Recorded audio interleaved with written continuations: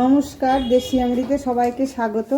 আমি এই চুনো মাছটা দিয়ে আর এই দেখুন পালং শাক, এই যে পালং শাক আমি কেটে রেখেছি, ভালো করে ধুয়ে পরিষ্কার করে দেখুন কেমন ছোট ছোট করে কেটেছি। পালং শাক দিয়ে আর এই মাছ দিয়ে আমি হালকা করে একটু ঝোল করব। এই তাতে লাগবে হচ্ছে কাঁচা লঙ্কা, টমেটো। আমি দেখাই কিভাবে করতে। দেখুন হলুদ নুন মাখানো হয়ে গেলো পরিমাণ মতন। দেখুন কড়াইটা আমি গ্যাসের উপর বসিয়েছি, এবার আমি তেল পরিমাণ মতন তেল দিয়ে দিচ্ছি, দিয়ে আমি মাছটা ভেজে নেব। ছেড়ে দিচ্ছি, ভাজা হয়ে গেলে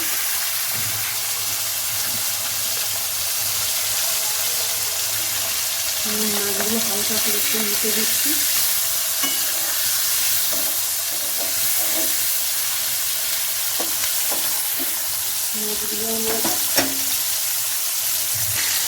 মাছগুলো ভাজা হয়ে গেলে এবার আমি মাছগুলো তুলে নিচ্ছি। দেখুন হালকা ভাজতে হয়, যে তেল ছিল সেই তেলে আমি এই জিরে ফোড়ন দিয়ে দিলাম। এই দেখুন জিরে ফোড়ন দিলাম।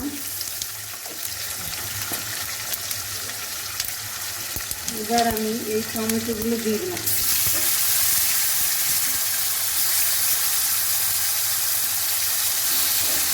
এবার আমি দুটো কাঁচা লঙ্কা দিয়ে দিলাম।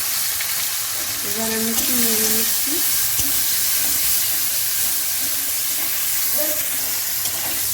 দেখুন এই টমেটোটা হয়ে গেছে, এবার আমি পালং শাকটা দিয়ে দিচ্ছি।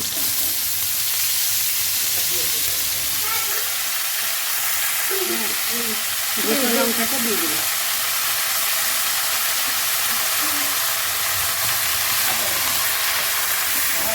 হালকা একটু নেড়ে দিচ্ছি।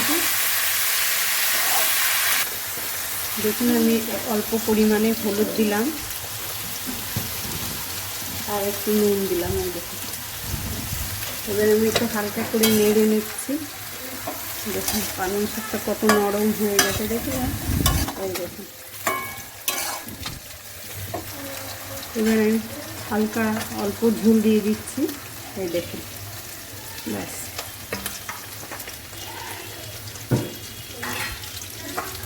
এবার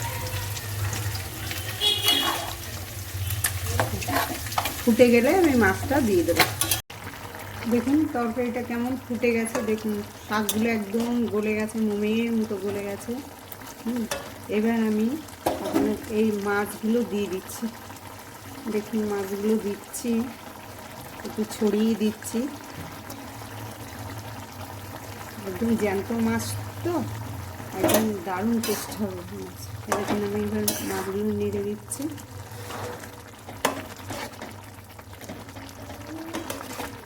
বেশিক্ষণ ফোটাবো না, মাছ অল্প ছোটো মাছ তো, বেশি ফোটালে আবার গলে যায়।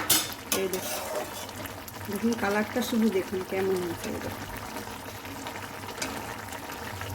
হয়ে গেছে মাছটা, হয়ে তরকারি পুরো